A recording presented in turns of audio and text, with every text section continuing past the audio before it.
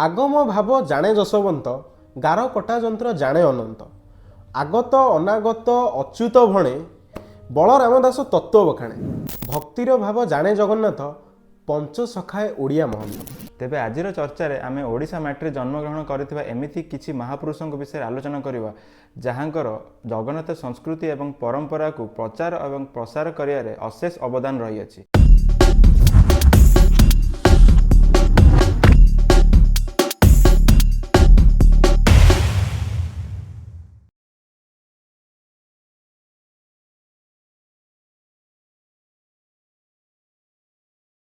नमस्कार जय जगन्नाथ मु आपणकर प्रियर प्रिय आपन स्वागत करछि सेही खटी को जार नाम होछि ओडिया खटी। आजिर विचारधारा एही चर्चा एक भिन्न प्रकार एथिपाई कारण से हम ओडिया रे मालिका रचना करथिले एवं विभिन्न प्रकार जो संस्कृत रो बही थिला से मध्ये ताको ओडिया रचना करथिले से केही नहंती हम ओडिसा रो पंचसखा। तो चलंतु एही चर्चा को केबे आरंभ करिवा।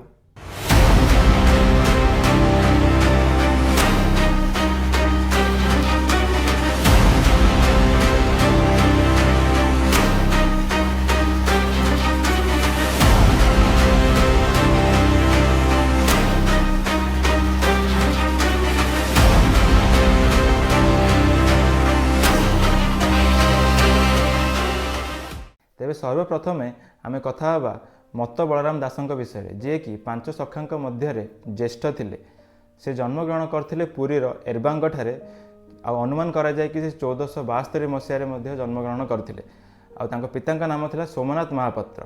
सी जणे भक्त थिले जगन्नाथंकर माने बहुत बड़ भक्त थिले। से थिले प्रथम व्यक्ति जे कि रामायण ओडिया अनुवाद करथिले। आ ओडिया अनुवाद नाम दिया आइतला दांडी रामायण बा जगमोहन रामायण एवं से आमर बहुत फेमस आमर लक्ष्मी पुराण को भी लिखिते जोटा कि आजिका डेट्रे आम माँ मैंने प्रति माणवसा गुरुवार ताको पाठन करुँच एवं ताको पालन मध्य से अनुसार करुँच। तेबे बलराम दासंकर एक बहु परिचित किंवदंती अच्छी।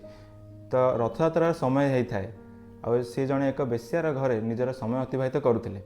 रथ गढ़ा आरंभ है रथर घंटी बाजिबा आरंभ है और मन पड़ा कि प्रभु आसिले एवं मत जमी भी जाकि भेट करार अच्छी। तो सी बेश्यार घर गोटे एमती अवस्था गले जोटा कि पुरी पंडा मैंने देखिए जाणीदे कि सी कौटू आसी आउ जितेबाला से रथरे नंदीघोष चढ़िया आरंभ कले ठेलिकी सी तले पकई देते। तो क्रोधरे आसी सी बेलाभूमि को पलैले एवं सेठी जाइकी बाली रे रथ तैयारी कले एवं सेठी निजर गोटे निजस्व रथ कर आरंभ कले एवं सी जगन्नाथ को कहले कि जदि तुम ताले सतर तम भक्त ताले एठू तुम रथ गड़बनी। तो सहीठू कौन है कि जितेबाला सी सतरे बाली रे रथयात्रा कर निजर आरंभ करदे रथ आउ से पाखर आगू बढ़ी ही पारानी। तापर जगन्नाथ स्वप्नइले से सेवेकार राजा जे थे पुरी रे गजपति राजा तांकु से स्वप्नइले एवं कहले कि मोर जड़े बहुत महान भक्त सेठी दुखरे बाली रे निज रथयात्रा करुच्ची दयाकोरी डाका जाओ एवं रथरे स्थानांतर करा। तो जो आउ थे रथ को डाका है तो सहीठी लोक जानिले कि पतित पावन जोटा आम कहुए कि जिते पाप करते भी समस्त जगह होती समस्त जगह सामान जगह समस्त को सामान आखिरे देखी एवं सेईटा ही बलराम दासंकर सी माने भक्तर गोटे परिचय दे दे। बलराम दास केबे भी जातिवाद रे विश्वास करुनथिले। यार ज्वलंत उदाहरण आम देखिपर लक्ष्मी पुराण रे जोटी आम देखुचे कि माँ लक्ष्मी गोटे चांडाणी सहित संपर्क को बहुत बढ़िया से देखई एवं ताको आज पर्यंत आम माणबसा आम माँ मैंने पठन करुँच एवं आज पर्यंत से रीति रिवाज चली आसी। तो चलतु जाना आउ एक महापुरुषों विषय जी कि पंचसखा मध्य अंतर्भुक्त नाम हूँ शिशुअनंत दास। जन्मित नाम शिशुअनंत दास नुह जन्मित नाम हूँ अनंत महांती। पिता ना कपिल महांती जेहेतु से एक कर्ण घर जन्म होते। तो तांकर जन्मित स्थान हूँ बालीपाटना ग्राम खोर्धा जिला। एवं से बालीपाटना ब्लॉक हो आगुरी से ग्राम थिला। नाम एक कॉलेज अच्छी शिशुअनंत महाविद्यालय बालीपाटना। सी लिखी आमर चुंबक मालिका हेतुद भागवत एमती किछिटा माइथोलोजी पर बहुत सारा जिन लिखिले। तांकर ऊपर एत किसी उल्लेख हो नहीं कि जी जना ना ना शिशु कहीं जाइला कहीं से जगन्नाथ मंदिर को जाइए सी कौन सी कारण जगन्नाथ को दर्शन कर पार ना जहाँफल से क्रंदन करते। तो जेहेतु से क्रंदन करते माता लक्ष्मी निजे आसिकी स्तन्यपान करते। तो शिशु से माने सेठी ना शिशु लगी जाता नाम शिशु अनंत भाव कन्वर्ट हो। जशवंत दास ଯିଏକି 1487 ମସିହାରେ ଜନ୍ମଗ୍ରହଣ କରିଥିଲେ ଏବଂ ଏକ ଖଣ୍ଡାୟତ ପରିବାରରେ ଜନ୍ମଗ୍ରହଣ କରିଥିଲେ। ତାଙ୍କ ମାତାଙ୍କ ନାମ ରେଖା ଦେବୀ ଥିଲା, ପିତାଙ୍କ ନାମ ବଳଭଦ୍ର ମହାନାୟକ ଥିଲା। ସେ ନନ୍ଦୀଗ୍ରାମରେ ଜନ୍ମଗ୍ରହଣ କରିଥିଲେ, ଏବେକା ଯୋଉଟା ଜଗତସିଂହପୁରରେ ଅବସ୍ଥିତ ଅଛି। ଦୀର୍ଘ 12 ବର୍ଷ ବୟସରେ ସେ ସଂସାରରୁ ଉଦାସୀନ ହୋଇ ସଂସାର ଛାଡ଼ି ସେ ଭ୍ରମଣରେ ଚାଲି ଯାଇଥିଲେ। ସେ ବହୁତ କାଳ ଭ୍ରମଣ କରିଥିଲେ ଏବଂ ତାଙ୍କୁ ବୈଷ୍ଣବ ଧର୍ମ ଏତେ ଆଗ୍ରହ ଲାଗିଲା, ସେ ବୈଷ୍ଣବ ଧର୍ମ ଗ୍ରହଣ କରିଥିଲେ 1509 ମସିହାରେ, ଯୋଉଟା ସେ ପୁରୀରେ କରିଥିଲେ। ଏବଂ ସେ ଯୋଉ ବୈଷ୍ଣବ ଧର୍ମ ତାଙ୍କର ଗ୍ରହଣ କରିଥିଲେ, ତାଙ୍କ ନାମ ପଛରେ ସେ ଦାସ ଲାଗିଥିଲା, ଏଥିପାଇଁ ତାଙ୍କ ନାମ ଯଶୋବନ୍ତ ଦାସ ହୋଇଥିଲା। ଏବଂ ସେ ଏକ ସୁପରିଚିତ ସେତେବେଳେ ଗୀତ ଲେଖିଥିଲେ ଏବଂ କହିବା ଗୋଟେ କବିତା ଲେଖିଥିଲେ, ଯୋଉଟା ହଉଛି ପ୍ରେମ ଭକ୍ତି ବ୍ରହ୍ମ ଗୀତ। ଏବଂ ସେ ବହୁତ ନିପୁଣ ଥିଲେ ତନ୍ତ୍ର ବିଦ୍ୟା ଉପରେ, ସେ ବହୁତ ସାରା ତନ୍ତ୍ର ବିଦ୍ୟା ମଧ୍ୟ ଜାଣିଥିଲେ। ଏବଂ ଏକ ରୋଚକ ତଥ୍ୟ କହିବାକୁ ଗଲେ, ଯେତେବେଳେ ଆମ କବି ସାଲବେଗ ଆସିଥିଲେ ତାଙ୍କ ପାଖକୁ ପରୀକ୍ଷା କରିବା ପାଇଁ କି ସେ କ'ଣ ଆଉ କେମିତିକା, ସେ ପରୀକ୍ଷା କରିଥିଲେ ଏବଂ ସେ ପରୀକ୍ଷାରେ ମଧ୍ୟ ଉତ୍ତୀର୍ଣ୍ଣ ବି ହେଇଥିଲେ। ଯେହେତୁ ସେ ଉତ୍ତୀର୍ଣ୍ଣ ହେଇଥିଲେ, ସାଲବେଗ ତାଙ୍କର ପାଦର ଧୂଳି ନେଇ ତାଙ୍କ ପାଖରେ ରଖିଥିଲେ ଏବଂ ସେ ଯାଇଥିଲେ ମଧ୍ୟ। ତ ଏବେ ଆମେ ଜାଣିବା ପଞ୍ଚସଖାଙ୍କ ମଧ୍ୟରେ ସବୁଠାରୁ ସର୍ବକନିଷ୍ଠ ଯିଏ ମହାପୁରୁଷ ଶ୍ରୀ ଅଚ୍ୟୁତାନନ୍ଦ ଦାସ, ଯିଏକି ମାନେ ଯଦି ଆମେ କହିବା ତାହେଲେ ସେ 10 ଜାନୁଆରୀ 1510 ମସିହାରେ କଟକର ତିଳକଣା ଗ୍ରାମରେ ଜନ୍ମଗ୍ରହଣ କରିଥିଲେ। ମହାପୁରୁଷ ଅଚ୍ୟୁତାନନ୍ଦ ଦାସ ଶୂନ୍ୟ ସଂହିତାରେ ନିଜର ପରିଚୟ ଦେଇଛନ୍ତି। ସେ ନିଜର ପରିଚୟ ଦେଇକି କହିଛନ୍ତି ଯେ ମୁଁ 1510 ମସିହାରେ ଜାନୁଆରୀ 10 ତାରିଖରେ ତିଳକଣା ଗ୍ରାମ କଟକରେ ଜନ୍ମଗ୍ରହଣ କରିଛି। ମୋ ବାପାଙ୍କ ନାମ ହେଉଛି ଦୀନବନ୍ଧୁ ଖୁଣ୍ଟିଆ ଆଉ ମାତାଙ୍କ ନାମ ହେଉଛି ପଦ୍ମାବତୀ। ଖୁଣ୍ଟିଆ ମୁଁ ଶୂଦ୍ର ଜାତିରେ ଜନ୍ମଗ୍ରହଣ କରିଛି। ମହାପୁରୁଷ ଏକଥା ମଧ୍ୟ ଶୂନ୍ୟ ସଂହିତାରେ ନିଜର ଯେଉଁ ବର୍ଣ୍ଣନା କରିଛନ୍ତି ତା ଦେହରେ ଲେଖିଛନ୍ତି। ତାପରେ ସେ କହିଛନ୍ତି ଯେ ଆଉ ଏଇ ଯେଉଁ ଖୁଣ୍ଟିଆ ଯେଉଁ ଟାଇଟେଲଟା, ଏଇଟା ଆକ୍ଚୁଆଲି କୁହାଯାଏ ଅନେକ କଥାରେ ଯେ ଯେତେବେଳେ ରାଜା ଥିଲେ ପ୍ରତାପରୁଦ୍ର ଦେବ, ସିଏ ମାନେ ଦୀନବନ୍ଧୁଙ୍କର ବାପା ଯିଏ ଅଚ୍ୟୁତାନନ୍ଦଙ୍କର ଜେଜେବାପା ଗୋପବନ୍ଧୁ ଖୁଣ୍ଟିଆ, ସିଏ ତାଙ୍କର ଛାମୁଆଣୀ କାମ କରୁଥିଲେ। ଛାମୁଆଣୀ କାମରୁ ତାଙ୍କୁ ଖୁଣ୍ଟିଆର ଉପାଧି ଗୋଟେ ମିଳିଥିଲା। ସେଇ ଉପାଧି ମଧ୍ୟ ଦୀନବନ୍ଧୁ ଖୁଣ୍ଟିଆକୁ ମିଳିଥିଲା। କୁହନ୍ତି ଯେ ଦୀନବନ୍ଧୁ ଖୁଣ୍ଟିଆ ଆଉ ଅଚ୍ୟୁତାନନ୍ଦଙ୍କର ମାତା ପଦ୍ମାବତୀଙ୍କର କୌଣସି ପୁତ୍ର ନଥିଲା। ତାଙ୍କୁ ଲୋକ ସମସ୍ତେ ଅପୁତ୍ରିକ ବୋଲି କହୁଥିଲେ, ସମାଜରେ ତାଙ୍କୁ ବହୁତ ଲାଞ୍ଛନା ମିଳୁଥିଲା। ଏହା ସିଏ ମହାପୁରୁଷଙ୍କ ଏଇ ଯେଉଁ ମହାପ୍ରଭୁଙ୍କ ଆଗରେ କାନ୍ଦି କାନ୍ଦି ଯେତେବେଳେ ନିଜର ଦୁଃଖ ଜଣାଇଲେ ଯେ ମହାପ୍ରଭୁ କ'ଣ ଆପଣଙ୍କ ସେବା କରିବାର ପରିଣାମ ଏଇଆ ଯେ ଆମେ ଅପୁତ୍ରିକ ହେଇକି ରହିଯିବୁ, ସମସ୍ତଙ୍କ କଥା ଆମକୁ ଶୁଣିବାକୁ ପଡ଼ିବ, ସେତେବେଳେ ମହାପ୍ରଭୁ ତାଙ୍କୁ ଶୂନ୍ୟବାଣୀ ହୋଇଥିଲେ।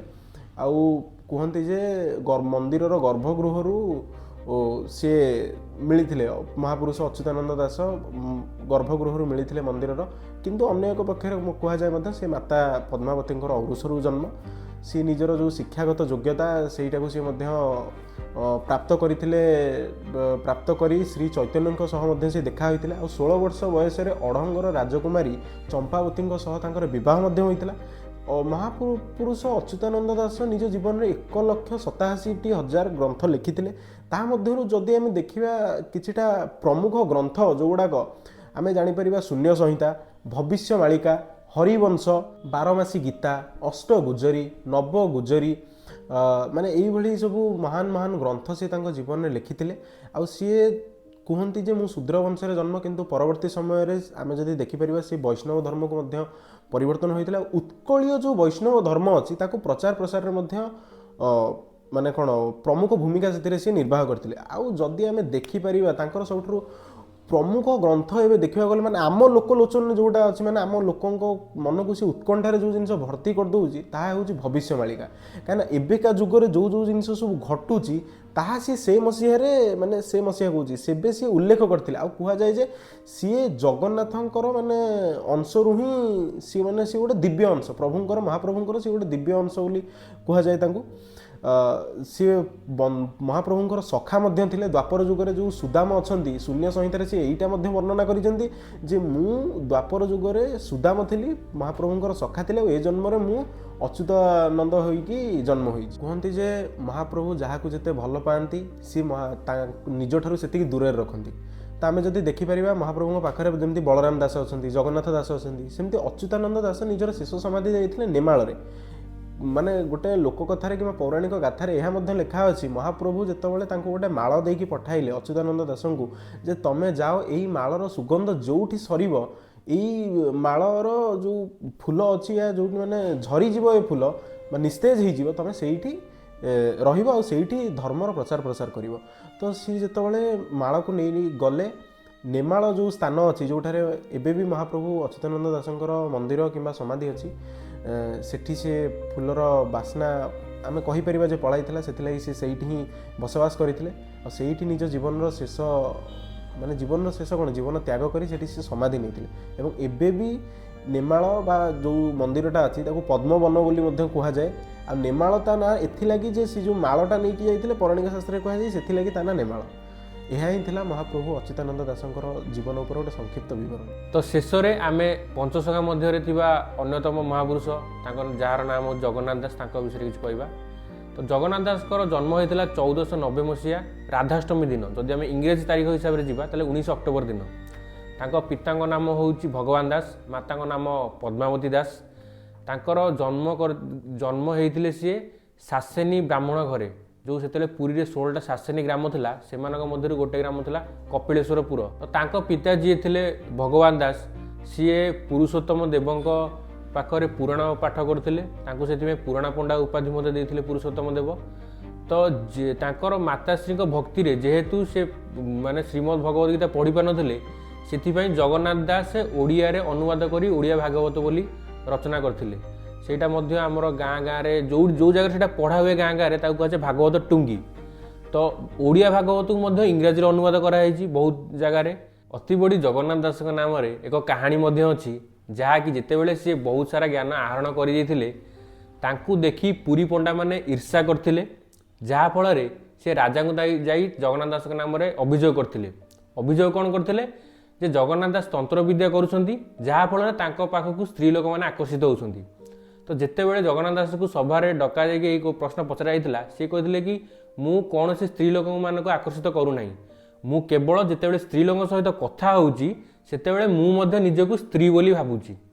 ତ ଏହି କଥା କାହାକୁ ବିଶ୍ୱାସ ହେଇନଥିଲା, ଯାହାଫଳରେ ତାଙ୍କୁ କାରାଗାରରେ ବନ୍ଦୀ କରିଦେଇଥିଲେ। ତ କାରାଗାରରେ ଜଗନ୍ନାଥ ଦାସ ନିଜ ଅଙ୍ଗରୁ ସ୍ତ୍ରୀ ଅଙ୍ଗକୁ ପରିବର୍ତ୍ତନ କରିଦେଇଥିଲେ ଏବଂ ପୁନଶ୍ଚ ସ୍ତ୍ରୀ ଅଙ୍ଗରୁ ନିଜ ଅଙ୍ଗକୁ ମଧ୍ୟ ପରିବର୍ତ୍ତନ କରିଦେଇଥିଲେ, ଯାହାକୁ ଦେଖିକି ରାଜା ସେଠାରେ ଉପସ୍ଥିତ ଥିବା ସମସ୍ତ ବ୍ୟକ୍ତି ଆଶ୍ଚର୍ଯ୍ୟ ହୋଇଯାଇଥିଲେ, ଯାହାଫଳରେ ତାଙ୍କୁ କାରାଗାରରୁ ଖଲାସ କରିଦିଆଯାଇଥିଲା। ତ ଏହାପରେ ରାଜା ଏବଂ ତାଙ୍କ ପତ୍ନୀ ଅତିବଡ଼ି ଜଗନ୍ନାଥ ଦାସକୁ ନିଜ ଗୁରୁ ରୂପେ ଗ୍ରହଣ କରିଥିଲେ। ଯେତେବେଳେ ଅନନ୍ତ ଦାସ ନିଜ ପ୍ରିୟ ଶିଷ୍ୟ ବାରଙ୍ଗଙ୍କୁ କହିଲେ ଯେ ଅଚ୍ୟୁତ ବୋଲିଣ କଳି ଯୁଗ ନାମ ସୁଦାମ ସଖା ଅଟନ୍ତି, ଶ୍ରିୟଙ୍ଗରୁ ଜାତ କଟିରୁ ସମ୍ଭୂତ ଶୁଣରେ ବାରଙ୍ଗ ଚେତି, ମୁଖ ଯଶବନ୍ତ ହୃଦରୁ ଆମ୍ଭେ ଜାତ, ବକ୍ଷ ଭୁଜୁ ବଳରାମ, ରାଧାର ହାସ୍ୟରୁ ଜାତ ଜଗନ୍ନାଥ, ଶୁଣରେ କୁପତ ପରମ। ଏଇ ଯେଉଁ ଢଗଟା ମୁଁ ଆପଣଙ୍କୁ କହିଲି, ଆର ଅର୍ଥ ହେଉଛି ଏଇଆ ଯେ ଜଗନ୍ନାଥଙ୍କ ଭିନ୍ନ ଭିନ୍ନ ଅଂଶରୁ ଏଇ ପଞ୍ଚସଖା ବା ପଞ୍ଚ ମହାପୁରୁଷ ଜନ୍ମ। ଇଏ ମାନେ ତାଙ୍କ ଜନ୍ମ ଏଥିଲାଗି ହେଇଥିଲା, ଜଣେ ଭିନ୍ନ ଭିନ୍ନ ଦିଗରେ ଆମେ ଯଦି ଦେଖିବା ତାହେଲେ ପ୍ରଥମେ ମୁଁ ଆପଣଙ୍କୁ ଯେଉଁ ଢଗଟି କହିଥିଲି ସେମିତି ଦେଖିବାକୁ ଗଲେ ଅଚ୍ୟୁତାନନ୍ଦ ଦାସ ଭବିଷ୍ୟ ଦେଖିପାରିଥିଲେ, ସେ ସେଥିଲାଗି ଭବିଷ୍ୟବାଳିକାର ରଚନା କରିଥିଲେ। ଜଗନ୍ନାଥ ଦାସ ଭକ୍ତିର ପ୍ରମାଣ ଦେଇଥିଲେ, ସେ ସେଥିଲାଗି ତାଙ୍କୁ ଭକ୍ତ ମାନେ ଶ୍ରେଷ୍ଠ ଭକ୍ତ ବୋଲି ମଧ୍ୟ କୁହାଯାଏ। ସେମିତି ଯଶବନ୍ତ ଦାସ ଠାକୁରଙ୍କର ନାମ ପ୍ରଚାର କରିଥିଲେ। ତାପରେ ଏଇ ଯେଉଁ କହିଲି ଯେଉଁ ଶ୍ରୀଅଙ୍ଗରୁ ଜାତ ବୋଲି, ଜଗନ୍ନାଥଙ୍କ ଭୁଜରୁ ଜନ୍ମ ବଳରାମ ଦାସ, ଯେମିତିକି ହୃଦୟରୁ ତାଙ୍କର ଅନନ୍ତ ଦାସ ଜନ୍ମ, ବକ୍ଷରୁ ଯଦି ଆମେ ଦେଖିବା ଅଚ୍ୟୁତାନନ୍ଦ ଜନ୍ମ, ଆଉ ତାଙ୍କ ହାସ୍ୟରୁ ଜଗନ୍ନାଥ ଦାସ ସିଏ ଜନ୍ମ ହୋଇଛନ୍ତି, ମାନେ ଆଉ ତାଙ୍କ ମୁଖରୁ ଯଶବନ୍ତ ଦାସ ଜନ୍ମ ହୋଇଛନ୍ତି। ମାନେ ପ୍ରଭୁଙ୍କର ଶ୍ରୀଅଙ୍ଗରୁ ଜାତ ହୋଇଛନ୍ତି କେବଳ ପ୍ରଭୁଙ୍କର ନାମ ଗାନ କରିବା ପାଇଁ ଆଉ ସମାଜର ମଙ୍ଗଳ କରିବା ପାଇଁ। ଆଉ କୁହନ୍ତି ଯେ ପଞ୍ଚସଖା ହେଉଛନ୍ତି ମାନେ ସତରେ କହିବାକୁ ଗଲେ ସେ ଭଗବାନଙ୍କର ଗୋଟେ ଅବତାର ସାଙ୍ଗରେ ମଧ୍ୟ, ଅବତାର ତ କହିପାରିବେନି କିନ୍ତୁ ଭଗବାନଙ୍କର ଗୋଟେ ଦିବ୍ୟ ରୂପ ସହିତ ମଧ୍ୟ ସମାନ। ତାଙ୍କର ସମସ୍ତଙ୍କର ପର୍ଟିକୁଲାର ବିଭିନ୍ନ ଜାଗାରେ ମନ୍ଦିର ମଧ୍ୟ ଅଛି, ଯେମିତିକି ମୁଁ ଆପଣଙ୍କୁ କହିଲି ଅଚ୍ୟୁତାନନ୍ଦଙ୍କର ନେମାଳରେ ଯେଉଁ ଆମର ମନ୍ଦିରଟି ଅଛି। ସମାଜର କଲ୍ୟାଣ ଦିଗରେ ଆଉ ଜଗନ୍ନାଥ ସଂସ୍କୃତିର ପ୍ରଚାର ଦିଗରେ ଆଙ୍କର ମାନେ ଯେଉଁ ଅବଦାନଟା ମାନେ ଅନନ୍ୟ ଅଟେ। ଆମେ ଆଶା କରୁଛୁ ଆଜିର ଏ ଚର୍ଚ୍ଚାଟି ଆପଣମାନଙ୍କୁ ଅତି ସୁନ୍ଦର ଲାଗିଥିବ। ଯଦି କିଛି ତ୍ରୁଟି ରହିଥିବ ତାହେଲେ ଆମକୁ କମେଣ୍ଟ ସେକ୍ସନ ମଧ୍ୟରେ ନିଶ୍ଚିତ ଜଣାନ୍ତୁ। ରହିଲୁ, ନମସ୍କାର, ଜୟ ଜଗନ୍ନାଥ।